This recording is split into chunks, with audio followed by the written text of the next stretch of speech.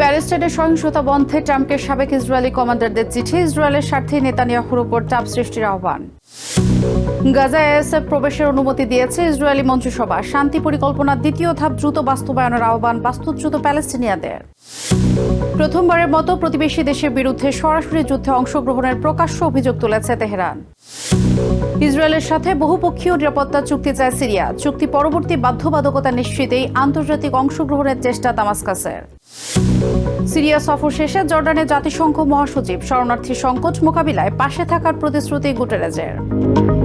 মধ্যপ্রাচ্যের রাজনৈতিক, অর্থনৈতিক সহ সবশেষ খবরাখবর আপনাদের সামনে এক নজরে তুলে ধরছি আমি রেশমা আহমেদ।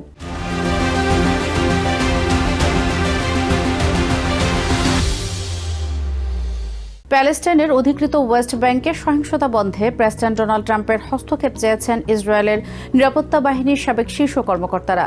ইসরায়েলের প্রধানমন্ত্রী বেঞ্জামিন নেতানিয়াহুর ওয়াশিংটন সফরের আগে প্রেসিডেন্ট ট্রাম্পকে চিঠি পাঠিয়ে এই দাবি জানান তারা। বসতি স্থাপনকারীদের উগ্রবাদী সহিংসতা বৃদ্ধি ও প্যালেস্টিনিয়ান কর্তৃত্বকে দুর্বল করা হলে আঞ্চলিক পরিস্থিতি আরও ভয়াবহ হতে পারে বলে সতর্কবার্তা তুলে ধরেন সাবেক এই নিরাপত্তা কর্মকর্তারা।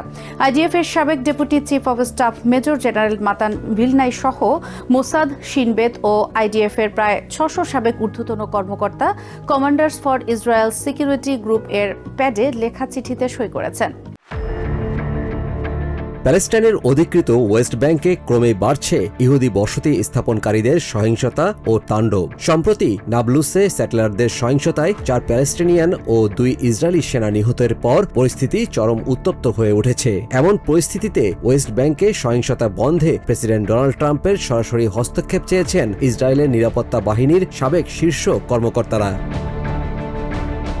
প্রধানমন্ত্রী বেঞ্জামিন নেতানিয়াহু ওয়াশিংটন সফরের উদ্দেশ্যে রওনা হওয়ার আগে রবিবার প্রেসিডেন্ট ট্রাম্পের কাছে এই চিঠি পাঠায় commanders for Israel's security group. চিঠিটি ইসরায়েলের স্বার্থে নেতানিয়াহুর উপর চাপ সৃষ্টির আহ্বান জানান আইডিএফ, মোসাদ, শিনবেত ও ইসরায়েলি পুলিশের সাবেক এই কর্মকর্তারা।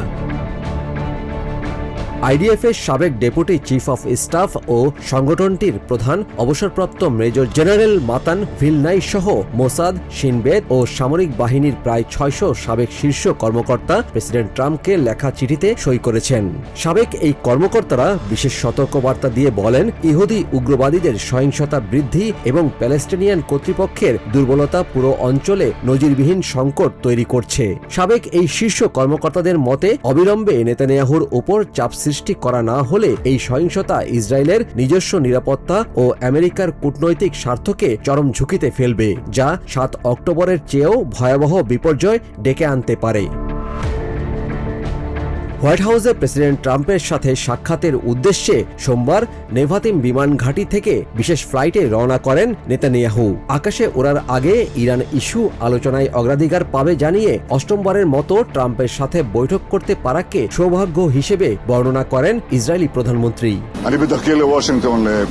আমি ওয়াশিংটনে আমাদের বন্ধু প্রেসিডেন্ট ডোনাল্ড ট্রাম্পের সঙ্গে সাক্ষাৎ করতে যাচ্ছি। দ্বিতীয় মেয়াদে প্রেসিডেন্ট নির্বাচিত হওয়ার পর এটি তার সঙ্গে আমার 8ম বৈঠক, যা অন্য যে কোনো আন্তর্জাতিক নেতার চেয়ে বেশি। এটি অনেক বড় সৌভাগ্যের। এদিকে ট্রাম্পের সাথে সম্ভাব্য বৈঠকের ঠিক আগ মুহূর্তে ইসরায়েলি সাবেক শীর্ষ সামরিক কর্মকর্তাদের এই চিঠি নেতানিয়াহুকে চাপে ফেলবে বলে ইসরায়েলি গণমাধ্যমের ভাষ্য। এর আগে মন্ত্রিসভার বৈঠকে নেতানিয়াহু নিজেই তার মন্ত্রীদের জানান, প্রেসিডেন্ট ট্রাম্প তাকে গাজা, লেবানন ও সিরিয়া থেকে সেনা প্রত্যাহারের চাপ দিতে পারেন। ট্রাম্প ওই দাবি তুললে তা প্রত্যাখ্যান করবেন বলেও মন্ত্রীদের জানান নেতানিয়াহু। একদিকে নেতানিয়াহু নিজেই ট্রাম্পের পক্ষ থেকে আগাম চাপের খবর দিলেন, অন্যদিকে আইডিএফ ও মোসাদ সহ নিরাপত্তা বাহিনীর সাবেক কমান্ডারদের এই চিঠি ট্রাম্পের সাথে বৈঠকে নেতানিয়াহু ঠিক কতটা চাপে পড়বেন তা মঙ্গলবারই স্পষ্ট হয়ে যাবে বলে ধারণা বিশ্লেষকদের। Yusuf Khaled, TVN 24 news desk. গাজায় বহুজাতিক আন্তর্জাতিক নিরাপত্তা বাহিনীর প্রবেশের অনুমতি দিয়েছে ইসরায়েল। প্রেসিডেন্ট ডোনাল্ড ট্রাম্পের যুদ্ধবিরতি প্রস্তাবের অধীনে প্রস্তাবিত এই সিদ্ধান্ত অনুমোদন করেছে ইসরায়েলের সিকিউরিটি ক্যাবিনেট। ইসরায়েলি প্রধানমন্ত্রী বেঞ্জামিন নেতানিয়াহু হোয়াইট হাউস সফরের আগে রবিবার এই প্রস্তাব অনুমোদন করা হয়। এই ঘোষণার পর যুদ্ধবিধ্বস্ত গাজা সিটির তাঁবুতে আশ্রয় নেওয়া বাস্তুচ্যুত প্যালেস্টিনিয়ানদের মনে কিছুটা আশা জাগলেও দ্রুত বিদেশি সেনা মোতায়েন এবং নিজ ভূমিতে ফিরে গিয়ে ঘরবাড়ি পুনর্নির্মাণ করতে চান তারা। ধ্বংসস্তূপ আর চরম অনিশ্চয়তার মাঝে গাজা সিটির তাঁবুতে দিন কাটছে হাজারো বাস্তুচ্যুত প্যালেস্টিনিয়ানের। অবরুদ্ধ এই উপত্যকায় এবার আন্তর্জাতিক স্থিতিশীলতা বাহিনীর প্রবেশের অনুমতি দেওয়ার খবরে পুনর্গঠনের আশা দেখছেন তারা। প্রেসিডেন্ট ট্রাম্পের সাথে সাক্ষাতে আমেরিকা সফরের আগে রবিবার প্রধানমন্ত্রী বেঞ্জামিন নেতানিয়াহুর নেতৃত্বাধীন ইসরায়েলের সিকিউরিটি ক্যাবিনেট ট্রাম্পের প্রস্তাবিত শান্তি পরিকল্পনার অধীনে এই প্রস্তাব অনুমোদন করে।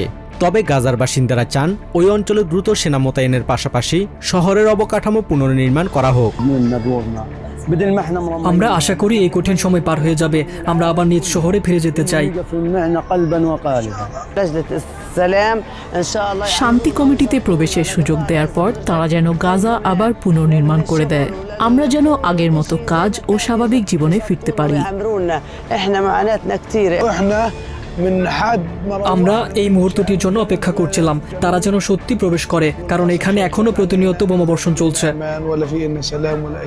প্রেসিডেন্ট ট্রাম্পের পরিকল্পিত প্রস্তাবে গাজায় মানবিক সহায়তা বৃদ্ধি, নতুন বেসামরিক প্রশাসন গঠন এবং ইসরায়েলি সেনা প্রত্যাহারের শর্তে যুদ্ধবিরতি পরিকল্পনা নেওয়া হয়।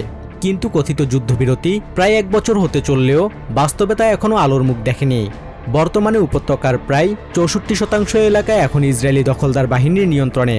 অন্যদিকে উপকূলীয় সংকীর্ণ এলাকায় তাঁবুতে বন্দী প্রায় 2 মিলিয়ন মানুষ মানবেতর জীবনযাপন করছে।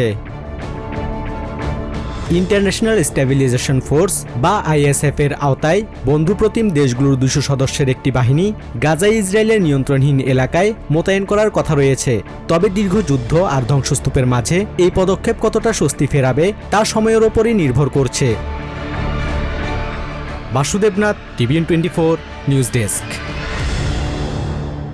ইরানের বিরুদ্ধে আমেরিকার সামরিক আগ্রাসনে মধ্যপ্রাচ্যের কয়েকটি দেশ সরাসরি অংশ নিয়েছে বলে অভিযোগ তুলেছে তেহরান। সোমবার তেহরানে এক সংবাদ সম্মেলনে ইরানের পররাষ্ট্র মন্ত্রণালয়ের মুখপাত্র ইসমাইল বাঘেই অভিযোগ তোলেন। আমেরিকার হামলায় প্রতিবেশী দেশগুলোর বিরুদ্ধে তাদের ভূখণ্ড ব্যবহারের সুযোগ দেয় বহুবার সতর্কতা জানালেও এবারই প্রথম কয়েকটি দেশের বিরুদ্ধে সরাসরি যুদ্ধে অংশগ্রহণের অভিযোগ তুলল ইরান। একই সাথে ওয়াশিংটনকে যুদ্ধ বা শান্তি নির্ধারণে তেহরান কখনো অনুমতি দেবে না বলে মন্তব্য করেন তিনি। হরমুজ প্রণালী নিয়ে তেহরান মাস্কাটের আলোচনা চলছে জানিয়ে বাঘেই বলেন, দুটি উপকূলীয় রাষ্ট্র হিসেবে ইরান ও ওমান হরমুজে নিরাপত্তা নিশ্চিতে একটি কার্যপ্রণালী গঠন করবে। প্রথমবারের মতো প্রতিবেশী দেশগুলোর উপর সরাসরি যুদ্ধে অংশগ্রহণের অভিযোগ তুলল ইরান। সোমবার তেহরানে এক সংবাদ সম্মেলনে ইরানের পররাষ্ট্র মন্ত্রণালয়ের মুখপাত্র ইসমাইল বাঘেই বলেন, আমেরিকার আগ্রাসনের সময় প্রতিবেশী কিছু দেশ সরাসরি ইরানের বিরুদ্ধে যুদ্ধে অংশ নিয়েছে। বাঘেই জানান, ওয়াশিংটনের সাথে সমঝোতা চুক্তির আগে পূর্ণাঙ্গ যুদ্ধ এবং সাম্প্রতিক সময়ের সংঘাতেও ওই দেশগুলো সরাসরি ইরানের বিরুদ্ধে যুদ্ধে অংশ নেয়। গত 2 সপ্তাহেও আমরা দেখেছি যে ইরানের বিরুদ্ধে যুদ্ধ অপরাধ এবং সামরিক আগ্রাসন চালাতে আমাদের অঞ্চলের কিছু দেশ আমেরিকার সাথে ক্রমাগত সহযোগিতা ও অংশগ্রহণ করে যাচ্ছে। আমরা এই সমস্ত বিষয় আনুষ্ঠানিকভাবে ও স্পষ্টভাবে প্রকাশ করেছি। আমেরিকা ও ইসরায়েলি হামলায় প্রাণ হারানো শিশুদের স্মৃতি তুলে ধরে তিনি ওয়াশিংটনের বিরুদ্ধে যুদ্ধাপরাধের অভিযোগ তুলে বলেন, এই অঞ্চলে যুদ্ধ বা শান্তি নির্ধারণে আমেরিকান প্রশাসনকে তেহরান কখনোই অনুমতি দেয়নি এবং দেবেও না। বাঘি বলেন, ইরানের স্বার্থ ও পরিস্থিতির প্রয়োজনে আত্মরক্ষার লড়াই কিংবা কূটনীতিকে হাতিয়ার হিসেবে ব্যবহার করবে তেহরান। এ সময় কাস্পিয়ান সাগরে একটি বাণিজ্যিক জাহাজে সম্প্রতি ইউক্রেনের হামলার কঠোর প্রতিক্রিয়া জানান ইরানি এই কূটনীতিক। ইউক্রেন রাশিয়ার দ্বন্দ্বে সম্পৃক্ততা না থাকা সত্ত্বেও কিয়েভকে এই আগ্রাসনের জবাবদিহি করতে হবে বলে হুঁশিয়ারি দেন তিনি। আমরা আগেও বলেছি, ইউক্রেন ও রাশিয়ার মধ্যকার দ্বন্দ্বে আমাদের কোনো সম্পৃক্ততা নেই। তথাপিও ইউক্রেনের এই পদক্ষেপটি ছিল সম্পূর্ণ বেআইনি ও অযৌক্তিক, যা জাতিসংঘ সনদের পরিপন্থী এবং একটি বিপজ্জনক দুঃসাহসিকতা। এর জবাব অবশ্যই আমরা দেব।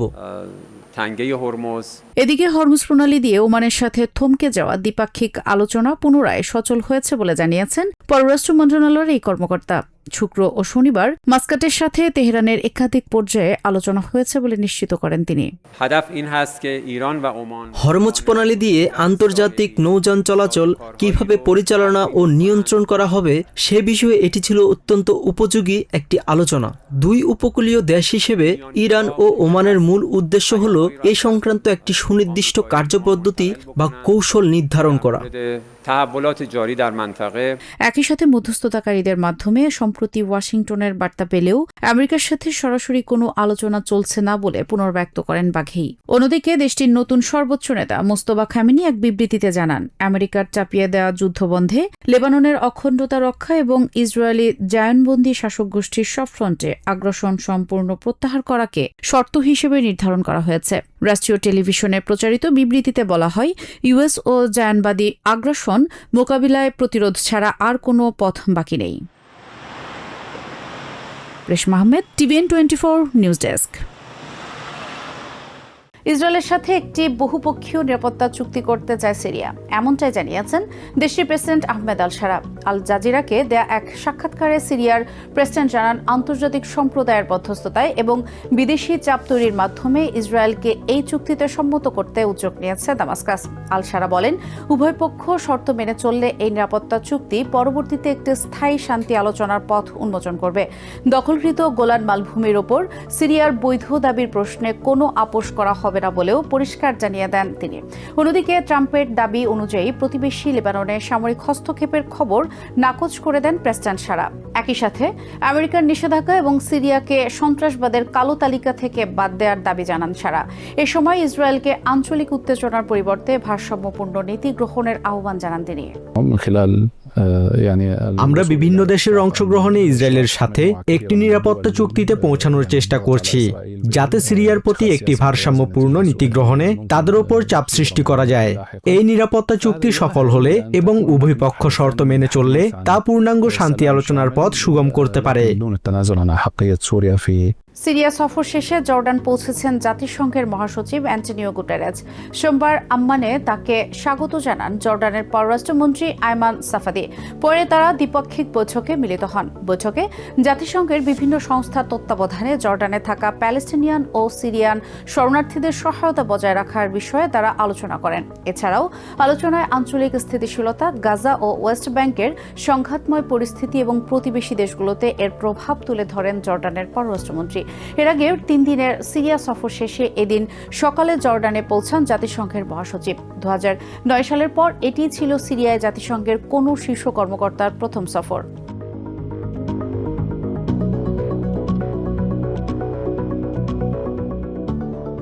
এক নজরে প্রতিদিন মধ্যপ্রাচ্যের খবর জানতে চোখ রাখুন TVN 24 নিউজ নেটওয়ার্কের ইউটিউব ও ফেসবুক পেজে।